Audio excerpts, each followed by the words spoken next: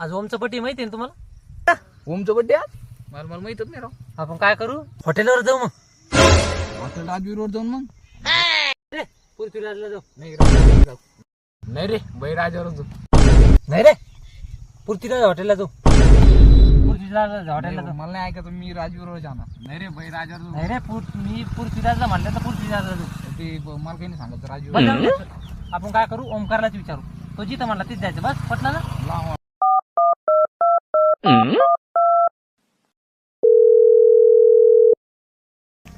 Hello व्यास कोण? Hello ओम भैया कुठे? घरी होतो. वाढदिवसाच्या हार्दिक शुभेच्छा. अरे धन्यवाद. बरं ते काल रात्रीचं काय नियोजन आहे कोणतं नियोजन? पार्टीचं? काय ते? हॅलो